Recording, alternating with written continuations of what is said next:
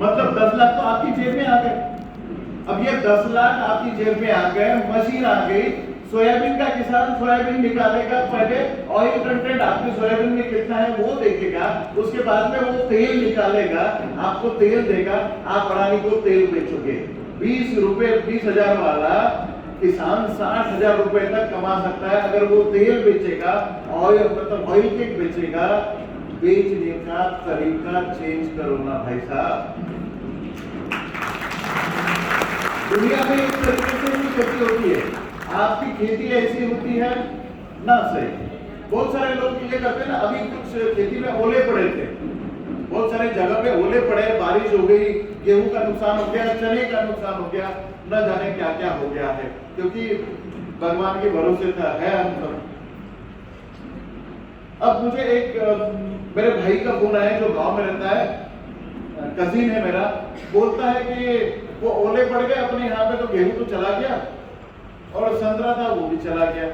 अब गवर्नमेंट का कोई ऑफिशियल आ नहीं रहा है देखने के लिए, हमें कुछ पैसे का अनुदान मिलना चाहिए गवर्नमेंट की तरफ से। मैंने कहा गवर्नमेंट की स्कीम तो है, राह देखते बैठ, कोई गवर्नमेंट का बंदा आएगा, मुझे हेल्प करेगा, मेरा खेत देखेगा, फोटो निकालेगा, ये करेगा। बट भाई साहब मैंने उसको ये बताया, मैं तब सिंगापुर में था, मैंने कहा कुछ फोटोग्राफ निकाल जिससे नुकसान दिखता है। मैंने ऑनलाइन जाके गवर्नमेंट ऑफ महाराष्ट्र की पोर्टल पे जाके मेरे फोटो अपलोड किए, मेरे भाई का नाम डाला, फोन नंबर डाला, अकाउंट नंबर डाला, 7वें दिन उसके अकाउंट में पैसा था। क्या किया? कुछ नहीं किया। पूरी की पूरी स्कीम की जानकारी ऑनलाइन बैठी रहती है। हम इंटरनेट पे, मोबाइल पे इतने, जियो ने इतनी फैसिलिटी दी है, इंटरनेट पे फालतू की चीजें देखते रहते, बजाय उसके किसान अपनी स्कीम देखे, अपने लिए क्या क्या बनाया सरकार ने, वो देखे, उसमें जाए, उसका फायदा उठाए, और ये फायदा लेके आप जो है अपनी खुद की हेल्प कर सकते हैं। कर सकते हैं, ये हो सकता है, हर जगह हो सकता है। अब एक और एग्जांपल देता हूं, मैं यूपी में तराई एरिया में जा रहा था, Bihar and UP Terai area है, वहां पर मेंथा की खेती करते हैं। मेंथा पता है आपको? मिंट मिंट मिंट मतलब वो हम सब्जियों में, पानी पूरी में भी डालते हैं। आप गोलगप्पा बोलते हैं, क्या बोलते हैं? पुदीना पुदीना बोलेंगे। तो पुदीना की खेती वहां पर करते हैं, बट उससे वो ऑयल निकाल के पुदीना का, वो उसका पान में जो ठंडाई डालते हैं ना, क्या पिपरमिंट पेपरमिंट। पिपरमिंट तो पेपरमिंट जो पान में डालते हैं, खाने वाला पान, वो बनाते हैं। आज तक कैसे बनाते थे? देसी दारू की तरह बनाते थे। इधर एक ड्रम डाल दिया, पत्ते डाल दिए, उबाल रहा है, उधर से पाइप लगवा के, उधर उसने जैसे दारू निकालते हैं वैसे ही वो तेल निकालता था। 20% तेल निकलता था, 80% उसके नुकसान हो जाता था। ऐसी होता था। एक बार हमने देखा, वो बोले ऑयल कंटेंट बढ़ाने के लिए कुछ करो। हम लोग उपज बढ़ाने के लिए जाते हैं ना हर जगह। मैंने कहा ऑयल का कंटेंट तो मैं बढ़ा दूंगा, बट आप ऑयल निकालते कितना है? बोले 2-3 लीटर निकलता है 1 एकड़ में। मैंने बेचते कितने में हो? इतने में बेचते। मैंने कहा इसकी जो जाति है, हमने उसका एनालिसिस किया, पत्तों में इतना तेल था और ये निकालते 3 लीटर है। मैंने कहा नुकसान क्या है? ना निकालते कैसे हो? बोले इस तरीके से। ये वाह क्या बात। हमने आज वहां पर मशीन का बताया, करीबन 8,000 मशीन वहां लग गई। क्या बात। और 80% जो आप लोगों का नुकसान हो रहा था किसानों का, वो कम हो रहा है। सिर्फ transfer of knowledge, not technology. आपने ट्रांसफर किया, आज हम आपको ट्रांसफर ऑफ नॉलेज ही लेके आए।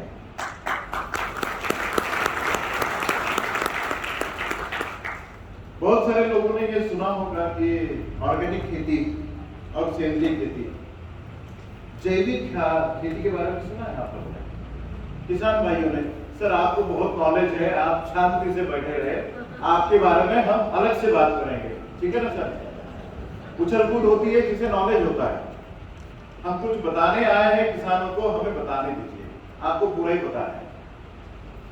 तो जो जैविक खेती है, जो मुहिम आज चली है इंडिया में, और सेंद्रीय खेती है, क्या इसमें डिफरेंस पता है आपको? किसानों को पता है? सर आप बार बार हाथ उठा के, सर आपको जो पता है ना वो इनको बताने दीजिए। जो आपको पता है वो तो आज तक इन लोगों ने तो देखा नहीं है, इन लोगों ने तो सुना नहीं आज तक कुछ। नहीं, आप डिस्टर्ब ना करें प्लीज, मेरी ये रिक्वेस्ट रहेगी। नहीं तो कोई organiser please yes look after. शांति बना। तो देखिए, सेंद्रीय खेती और जैविक खेती, इस दो टर्मिनोलॉजी के साथ में किसान जा रहे हैं। किसानों को ये बड़ा कंफ्यूजन होता है, ये जैविक खेती क्या है और सेंद्रीय खेती क्या है। सिंपल फंडा कोई नहीं बताता। जैविक खेती वो खेती होती है जो खेती ऐसे पदार्थों से की जाती है जिसमें कोई जीव हो, जैविक या तो बैक्टीरिया हो, वायरस हो, या फिर कोई बेनिफिशियल फंगस हो। उससे वो जो खेती की जाती है, मतलब खाद हो सकता है, दवाइयां हो सकती है, उससे जो खेती करे वो है जैविक खेती। और जो खेती सेंद्रीय खेती या ऑर्गेनिक खेती बोला जाता है, जैविक खेती can be a part of organic खेती, सेंद्रीय खेती का एक भाग है। बट सेंद्रीय खेती वो वाली खेती है जो सेंद्रीय पदार्थों से, कुछ हर्बल एक्सट्रैक्ट से, कुछ गोबर खाद या फिर जानवरों का मल मूत्र से जो हम खेती करते हैं, ऐसी खेती को हम सेंद्रीय खेती बोलेंगे। बट दोनों के लिमिटेशंस पता होंगे। दोनों के लिमिटेशंस क्या है, हमने हमारी प्रदेश में कौन सी खेती करनी चाहिए, ये किसान को जानना बहुत जरूरी है। जानना चाहिए। Yes yes.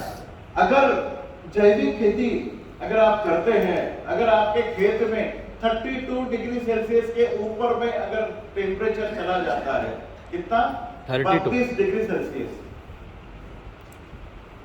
32 डिग्री सेल्सियस के ऊपर में अगर चला गया तो जैविक खाद हो, जैविक दवाइयां हो, ये दोनों चीजें जो है काम करना बंद कर देती। मुझे लगता है कि साल का आधा साल, 365 दिन में से करीबन 150-200 दिन तो आपके यहाँ 32 डिग्री सेल्सियस होता होगा। ज्यादा खेत का टेम्परेचर, जमीन का टेम्परेचर ना, बट खेत का टेम्परेचर होगा।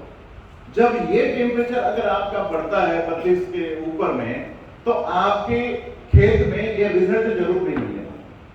जिसके लिए आपने जैविक मुहिम चालू की है, वो दवाइयां इस्तेमाल कर रहे हैं, वो दवाइयों के रिजल्ट आपको नहीं मिलने वाले। लिमिटेशंस है, हर चीज के लिए एक लिमिटेशंस होती है। अब सेंद्रीय पदार्थों के साथ में जो खेती करने वाले हैं, वो खाद हो या फिर वो दवाइयां हो जिसमें सेंद्रीय पदार्थ मिलाया गया है या फिर सेंद्रीय पदार्थों से बने हैं, उससे कभी भी टेम्परेचर सेंसिटिविटी या फोटो सेंसिटिविटी नहीं होती। मतलब बहुत ज्यादा अगर आपके यहाँ टेम्परेचर 50 तक भी चला जाए और माइनस टेम्परेचर में जहां बर्फ पड़ती है, वहां पर भी आप अगर ये पदार्थों के साथ में अगर खेती करते हैं, तो वो खेती मतलब वो रिजल्ट 100% देता है, वो सेंद्रीय खेती होगी। तो आपका प्रदेश किस संदर्भ में आता है, किस लेवल का वहां पे टेम्परेचर की रेंज है, उस रेंज के बारे में आपको सोचना बहुत जरूरी है। ये सिंपल सा फंडा होता है। आज हम जितने भी खेती के बारे में बात करने वाले हैं, ये पूरा का पूरा हम सेंद्रीय खेती के बारे में बात करेंगे, ना कि हम जैविक खेती के बारे में बात करेंगे। तो ऐसे 10 प्रोडक्ट के बारे में हम बात करेंगे जिस प्रोडक्ट के साथ में आप कभी भी भारतवर्ष में होने वाली कोई भी खेती पूरी तरीके से कर सकते हैं। चाहे ये सवाल उसके बाद में नहीं होगा कि क्या हम अपनी दवाइयों से मूंगफली की खेती कर सकते हैं? हाँ कर सकते हैं। आलू की खेती कर सकते हैं? कर सकते हैं। चाय की खेती कर सकते हैं? कर सकते हैं। सोयाबीन की, कपास की, अनार की, जो भी आप खेती जानते हैं वो सब की सब खेती आप इन 10 प्रोडक्ट के साथ में कर सकते हैं। क्या 10 प्रोडक्ट अगर आप इस्तेमाल कर रहे हैं तो क्या हमें दूसरा कोई केमिकल इस्तेमाल करने की जरूरत पड़ेगी? ये सवाल आपके मन में आएगा तो बिल्कुल जरूरत नहीं पड़ेगी। पूरी तरीके से आप खेती कर सकते हैं। एक सवाल और आता है किसानों के मन में, आज तक हम केमिकल की खेती कर रहे थे, केमिकल का खाद इस्तेमाल कर रहे थे, केमिकल दवाइयां मार रहे थे, क्या मैं सीधा केमिकल से छलांग मार के ऑर्गेनिक खेती कर सकता हूँ? बिल्कुल कर सकते हैं। क्या मुझे ऑर्गेनिक खेती करते समय उपज की कमी होगी? बिल्कुल नहीं होगी। 1.5 गुना से 2 गुना उपज निकालने के लिए मैं आज यहाँ पर आया हूँ। क्या मुझे ज्यादा खर्चा आएगा? बिल्कुल नहीं आएगा। आपका खर्चा आधा करने आएगा। मतलब आपका खर्चा आधा होगा, उपज 1.5 गुना से 2 गुना करने के लिए हम यहाँ पर आए हैं। और हर चीज हर समय मैं इस तरीके से कंपैरिजन करके आपको बताऊंगा कि कहां कहां आपके पैसे बच रहे हैं, कौन सी चीजें आपको आपकी खेती करते समय बदलाव लाने पड़ेंगे। ये हर चीज हर वक्त मैं आपको बताऊंगा, क्योंकि व्यापारी आदमी ही जब 1 रुपया डालता है, आप भी खेती वाले व्यापारी हो ना, व्यापारी है ना सब? कितने व्यापारी है यहाँ पर भाई? बाकी के लोग क्या व्यापार नहीं करते? ये दुनिया व्यापार ही है। अगर आप दुनिया में आए हो तो हर आदमी व्यापार करता है।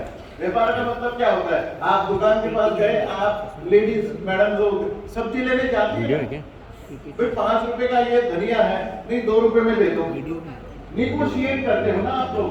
व्यापारी तो कर रहे हो, सब व्यापारी होते हैं। व्यापारी लोग जो है इसी तरीके से बिजनेसमैन की तरह अपने को खेती कर रहे हैं। इसके बाद जो दुनिया को चाहिए वो हमें देना पड़ेगा। आपको कोरोना पीरियड से एक बात सबके मन में आई होगी, आज पूरी दुनिया आपकी तरफ देख रही है। पिछले 2 सालों से इंडिया का एक्सपोर्ट, शायद ये फिगर आपको नहीं पता होगी, है ना? मैं ऐसी चीज पूछूंगा जो आपको नहीं पता होगी। पंगे लिए थे दोस्त है सर। जो फिगर 2 साल से आप लोग शायद जानते नहीं होंगे, क्योंकि इकोनॉमिक टाइम्स आप पढ़ते नहीं होंगे, या फिर आपको एग्रीकल्चर में रुचि नहीं होगी। बट जिन लोगों की रुचि है एग्रीकल्चर में, हमारा 100 टाइम एक्सपोर्ट बढ़ गया है। 100 टाइम्स के ऊपर एक्सपोर्ट बढ़ गया है। इतना एक्सपोर्ट हो रहा है, गेहूं एक्सपोर्ट हो गया। अभी मेरी मोबाइल में तुअर दाल का 7 लाख मीट्रिक टन की ऑर्डर पड़ी है। अभी मैं रूम में आया था, मेरे पास में ऑर्डर पड़ी है। गेहूं कितना एक्सपोर्ट हो रहा है? सी ग्रेड का गेहूं एक्सपोर्ट हो रहा है sir. C grade ABC, Indore वालों को बताने की जरूरत नहीं है। वही गेहूं, शरबती गेहूं बहुत ज्यादा है यहाँ से एक्सपोर्ट होता है ना? यस। सीहोर, ये गेहूं यहाँ से बहुत ज्यादा एक्सपोर्ट होता है। सी ग्रेड का गेहूं जो दारू बनाने के लिए, माल्ट बनाने के लिए लोग लेके जाते हैं, आज दुनिया में एक्सपोर्ट हो रहा है।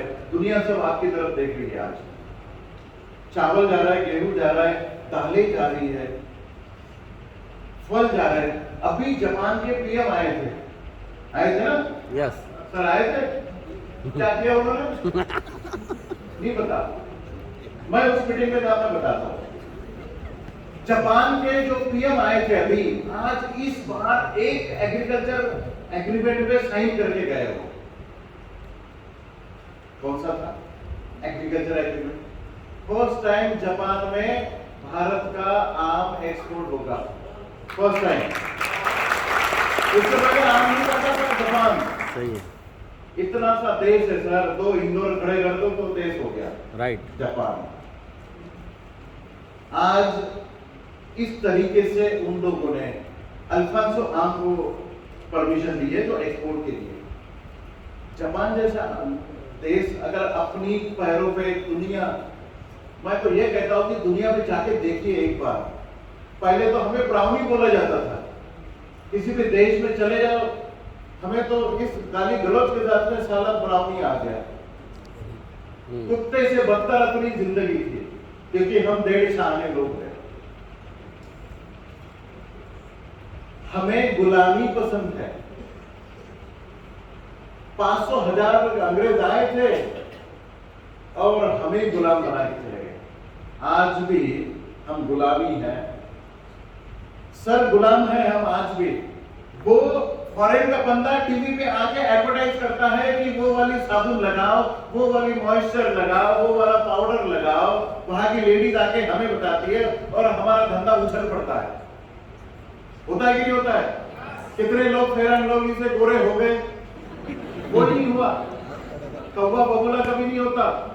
एडवर्टाइजमेंट में अगर वो ऐश्वर्या राय बच्चन आ गई कि बस सेल चालू हो गया। हमारी आदत से हम गुलाम बने। आज पूरी दुनिया में आप चले जाओ, किसी बंदे की हिम्मत नहीं है कि इंडियन के सामने कुछ आप अलग तरीके से पेश आओ। मिसबिहेवियर अभी बिल्कुल नहीं होता है। इतनी जबरदस्त पैठ हमने बनाई है।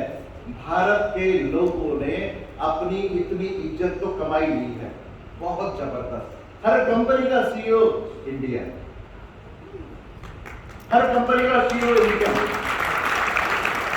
नैनो टेक्नोलॉजी पूरी दुनिया में किसी ने लाई सबसे पहले? सर किसने लाई? पता नहीं ना, मैं बताता हूं। जब आप पसंद हो गए तो भी समझ में आया, नहीं पता होता तो आप बता देते। मैं बताता हूं। पूरी दुनिया में एग्रीकल्चर में नैनो टेक्नोलॉजी लाने वाला कोई बंदा था तो वो एक इंडियन था। क्या बात है। गर्व महसूस हो रहा है? पहला नैनो टेक्नोलॉजी का जो पेटेंट था, वो नैनो टेक्नोलॉजी का पेटेंट एक भारतीय के नाम पे है। अच्छा लगता है? यस। अच्छा लगता है? यस। अरे गर्व करो, हम हिंदू हैं, भारतीय है। और वो बंदा जिसने पहला पेटेंट लिया है दुनिया में, इंटरनेशनल पेटेंट, वो आपके सामने है। क्या बात है।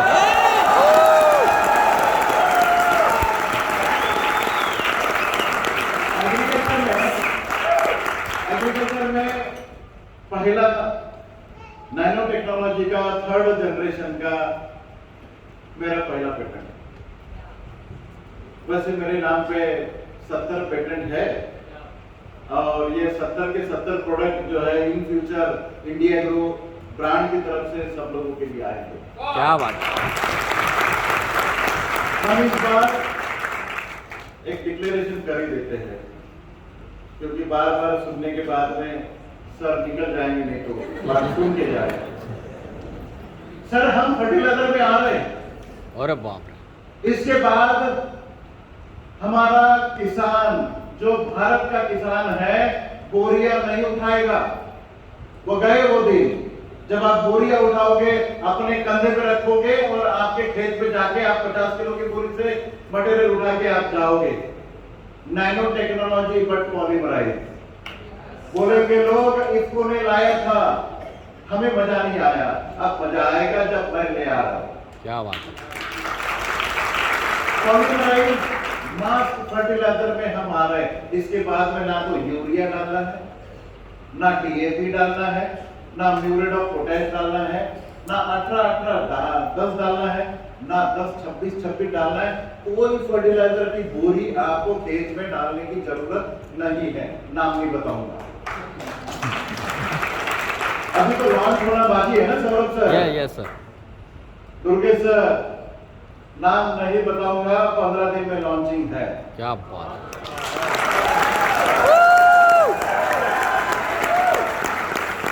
पूरी भारत का इकोनॉमिक्स चेंज हो जाएगा इससे। पूरी गोडाउन खाली कर दूंगा। बस एक ही वादा करता हूं, एक किसान 1 एकड़ का फर्टिलाइजर ना, 10 एकड़ का फर्टिलाइजर नहीं, 25 एकड़ का फर्टिलाइजर अपनी थैले में लेके जा सकता है। वाह। अपनी थैले में लेके जा सकता है किसान। 25 एकड़ के लिए तो ट्रैक्टर लेके जाता था, वो जाता था नहीं जाता यस था? यस। कितने बड़े पेड़ होते थे मेरे किसान भाई को। यहाँ रिसिप्ट फाड़ो, वहां फिर उसकी गोडाउन पे जाओ, वहां से बोरिया उठाओ, अपने ट्रैक्टर में डालो, गांव के छोर तक जाओ, वहां से घर तक जाओ, घर से फिर खेत तक जाओ। ये सब करते थे किसान भाई। आप तो ये नहीं होगा, अब थैले में 25 एकड़ का फर्टिलाइजर लेके आप जा सकते हैं। इतनी सहूलियत होगी। क्या उससे भी बड़ी बात, उसका खर्चा आधा करके जाऊंगा, क्योंकि मैं आधा ही करने आया हूं सबका खर्चा। क्या बात है। बातचीत तो बड़ी हो गई। कौन है यार ये बंदा जो सामने बैठा है? कौन सी कंपनी है ये जो ये रिवॉल्यूशन लाने वाली है, खाद को बदल के रखने वाली है, एग्रीकल्चर को बदल के रखेगी? हमारे सोने की चिड़िया के जो दिन थे वो फिर से आने वाले हैं। ये सपने नहीं है, हकीकत नहीं है। हम लोग कौन है ये जानना आपको बिल्कुल हक है, पूछना आपका बिल्कुल हक है। पूछने से पहले मैं खुद ही बता देता हूं। जमाई lifestyle marketing global private limited Chennai based company है, उसी का ये इंडिया एग्रो करके ब्रांड है। नाम भी बड़ा अजीब है, ऐसे लग रहा है आपको? अजीब तो नहीं है, इंडिया को तो सुना है सबने। इंडिया का एग्रो, इंडिया एग्रो, और इंडिया का growth with agriculture, that is India agro. बड़ा कंसेप्चुअल है सर, हर चीज में कंसेप्ट है, हर चीज में कंसेप्ट है। और खेती को इस कंसेप्चुअल से ही हम चेंज करने जा रहे हैं। यार ये बड़ा आप वीडियो शूटिंग कर रहे हो, सलमान खान की तरह मुझे बड़ा महसूस हो रहा है, क्योंकि कोई शूटिंग नहीं करता। मेरे सर के लिए धन्यवाद।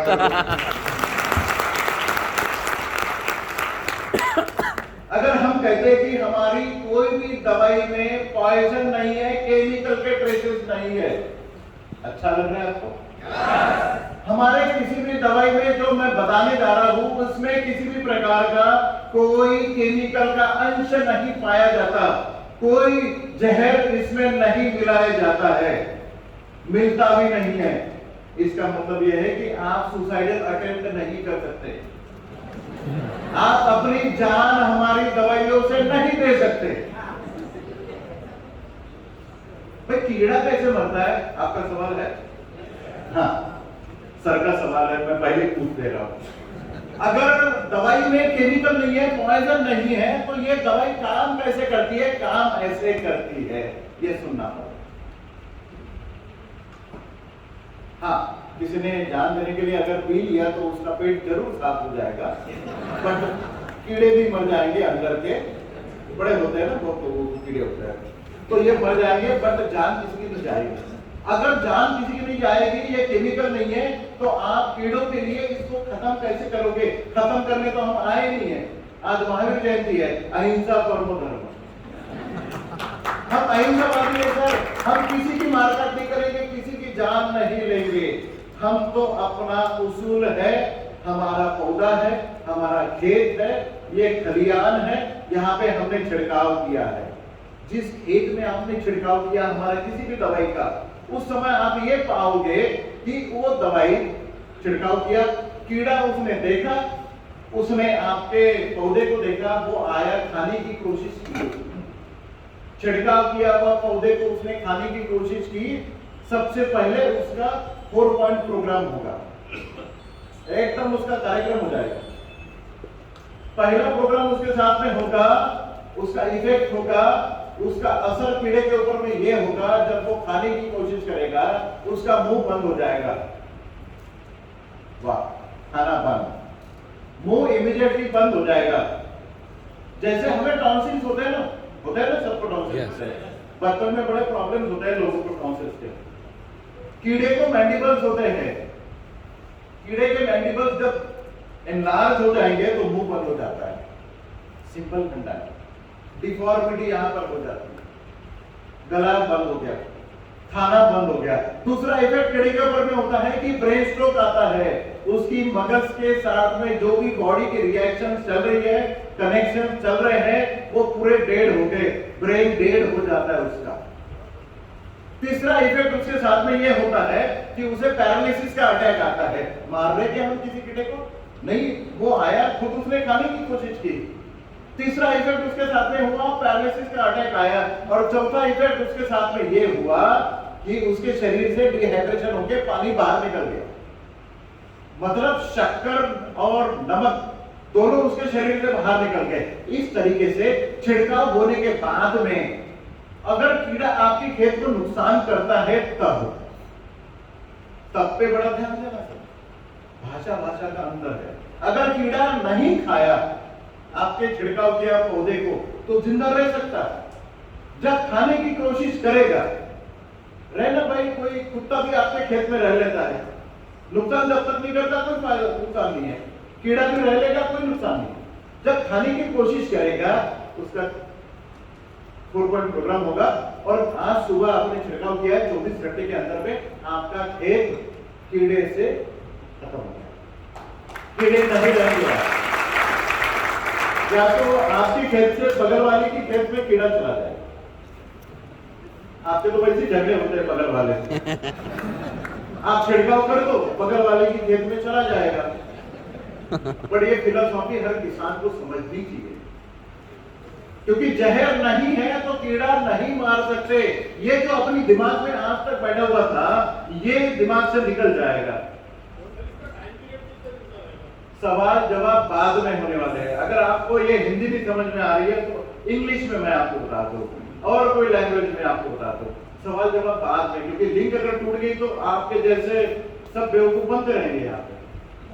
हम लोग सवाल जवाब आखिरी में लेंगे, आप नोट डाउन करके एक एक सवाल का जवाब दूंगा सर। सवाल जवाब के लिए सर के सेशन के बाद में जो सेकंड सेशन होगा, आपके सवाल आप नोट करके रख लीजिए। सर आपके हर एक सवाल का, जिनाइन सवाल का जवाब देने के लिए रहेंगे, तो आप बीच बीच में सर को डिस्टर्ब ना करें सवाल करके, चलेगा? हाँ, आपको सवालों के जवाब मिलेंगे। ऐसा नहीं है कि वन साइड वन वे रहेगा, आपके लिए 2 वे किया जाएगा, लेकिन वो टाइम पीरियड पे किया जाएगा, बराबर? अभी लेक्चर चल रहा है, उसको कंटिन्यू चलने दीजिए। ओके, साथ देंगे? ठीक है, ओके, थैंक यू। कितना जोरदार तालियां हो जाए।